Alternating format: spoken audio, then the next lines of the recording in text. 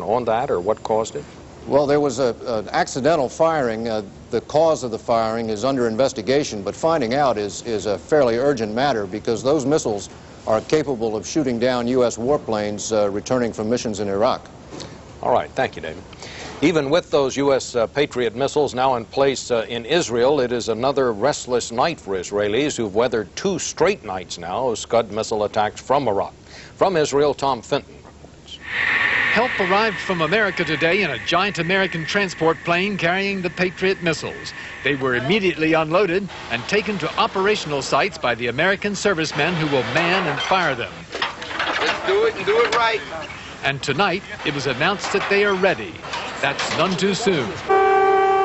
Tel Aviv is a city under siege. The terror of daily missile attacks is compounded by the possibility that the missiles could be armed with chemical warheads. Israel takes Saddam Hussein's threats seriously. I hear great boom, but and I find myself on the ground. It is sheer luck that there have been no deaths so far. 7 families planned to spend last night in a shelter that received a direct hit. They switched to another at the last minute. People are fleeing the city and checking in at hotels in areas considered safe, such as the Sea of Galilee. Tel Aviv Mayor Shlomo Lahat has been doing his best to shore up morale. We are people who are devoted to our country, to our city. We don't have an alternative. But his constituents are confused and angry. I don't know where to go. I really don't know. Where are the how do we say, shelters? I don't know. Israel should answer, and I'm convinced that Israel will answer. Let the Americans do the job. For the moment, that's what the Israelis are doing, but they prefer to look after their own defense. Indeed, if the Iraqi missile attacks continue and the casualties mount, observers believe the Israelis are likely to take matters in their own hands and mount an operation to eliminate the Iraqi missiles. Bob? Thank you, Tom. Helping Israel defend itself and discouraging Israeli retaliation against Iraq was one of President Bush's top priorities today. We're going to get more on that now from Rita Braver in Washington. Rita? Bob, as President Bush monitors the Gulf situation from Camp David today, he seems to say that the administration is feeling confident that the Israelis will not retaliate for the latest Scud missile attacks. And one high source says that officials here have been told that the Israelis will warn them before launching any action. Defense Secretary Cheney and Chairman of the Joint Chiefs of Staff Powell helicoptered to Camp David for a 2-hour military briefing with the president, vice president, and other top advisors. The White House said the president called Israeli Prime Minister Shamir twice today, telling him, "I understand the anguish of your people and your government. We will use every resource possible to suppress and destroy the mobile Scuds." The president gave Shamir details of the military strategy for disabling the Scuds. And as part of the White House effort to hold back Israeli action, it was Mr. Bush himself who approved sending American soldiers to help install the Patriot defense system in Israel. But after a meeting with New York Senator Alphonse D'Amato, the Israeli ambassador to the U.S. made no promises.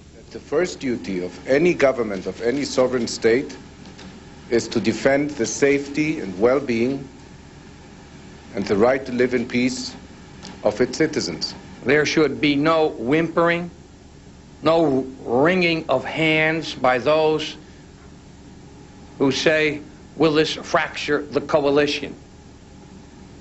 It will not fracture the coalition if Israel takes the appropriate steps to defend itself and its people. In fact, one high administration official says that if any Israelis are killed in future attacks, the coalition could weather some kind of retaliation if it were appropriate. And the Israelis are now gaining goodwill by using restraint, Bob. Thank you, Rita. While the United States has sent Patriot anti-missile batteries to keep Iraqi Scuds from landing in Israel, it's also intensified the effort to find and destroy the Scuds before they're fired from Iraq. We go to Bob Simon in Saudi Arabia now for that. The search for the Scuds, now the top priority in the Allied air war against Iraq, has been joined by stealth fighter bombers operating out of bases in Saudi Arabia, an elusive plane going after elusive targets. There are no more than 36 Scud launches in Iraq, says the command, but they've not yet been eliminated. We have certainly caused them to have great difficulty in firing. So I think that the answer is our air campaign is having some effect on their ability to fire those missiles.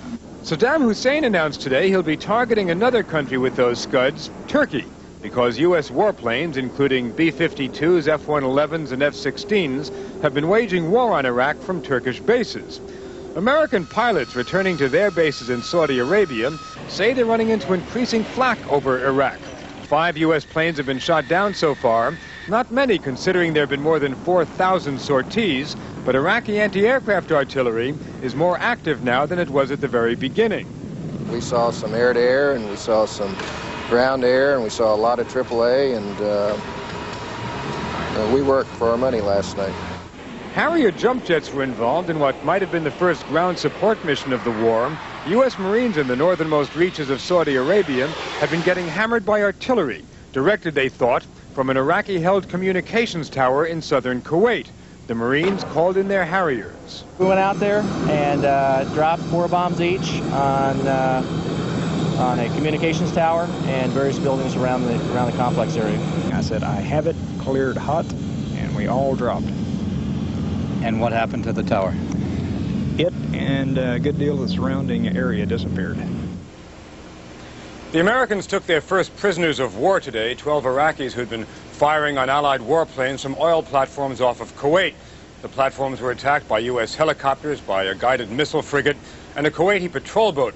The Iraqis, the 12 prisoners, will be taken to a Marine holding facility and eventually transferred to a POW camp, which will be run by the Saudis. Bob? Thank you, Bob.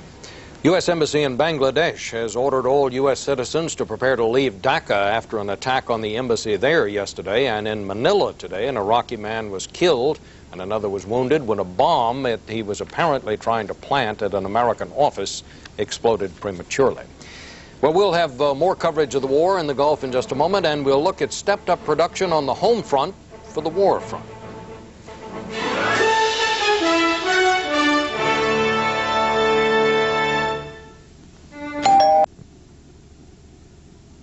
American pilots who might be shot down, turn them into the Army. The reward, the equivalent of 30,000 American dollars. Peter? Gary, we've heard Radio Baghdad invoking people to rise up against Americans, but has there been any hint on the radio as to how bad it is for Iraqi civilians throughout the country?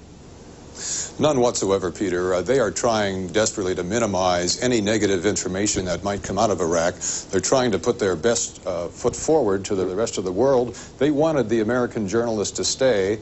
Most of us left because of the danger from the war, and finally they've kicked the rest of the foreign journalists out. So I suspect there'll be very little information, negative information, coming out of Iraq. While you were in Baghdad, you could give us some grasp of what was going on in that city. But what as you worked your way northwest to Jordan? What was it like for Iraqi civilians as you came along the way? Well, we didn't see a terribly large number of Iraqi citizens, occasional people driving on the roads. The roads were almost deserted, and we hit 3 air attacks along the way, so most of the civilians were keeping out of sight. Okay, Gary Shepard in Amman, the Jordanian capital this evening. Thank you. One of today's targets was an Iraqi communication center just inside Kuwait. It was destroyed, apparently, by American forces using a British-designed jet called the Harrier. ABC's Jim Hickey has been with some of the troops who fly those jets out of a base in Saudi Arabia. Marine Harrier jets roared skyward from eastern Saudi Arabia today. Their mission, eliminate enemy positions prior to an American ground assault on the army of Saddam Hussein. In preparation for the predicted movement into Kuwait, we are taking out his fire support, particularly his long-range fire support. That means bombing trenches, bunkers, and artillery batteries along the Saudi Arabian-Kuwaiti border, places where U.S. troops will be most vulnerable. The Harriers and their pilots are on a rotating 24-hour alert status. That means they can be airborne within 15 minutes to go after targets of opportunity. Today, for example, the pilot of an OB-10 Bronco observation plane located in Iraqi Communication Center. It is suspected of directing artillery fire at U.S. forces, wounding some of them this week. Once we located it, then we were able to mark the grid and pass it on so that they can bring in the air to take that target out. The grid, or location, was passed on to a Harrier squadron, which took off and with assistance from another Bronco pilot, attacked. He says, do you see the radio antennas on top of the building? I said, I have it cleared hot, and we all dropped. And what happened to the tower? It and a good deal of the surrounding area disappeared. The Harrier, designed to provide close air support for troops on the ground, is another one of those sophisticated weapon systems never tested by Americans in combat. That test is just beginning. Jim Hickey, ABC News, in Saudi Arabia. We'll continue this special edition about the war in just a moment. Giving just enough warning time for the Israelis to hit the air raid sirens. But even the best technology is captive to one of the most basic elements. And weather has been a major problem for us. And that's the problem.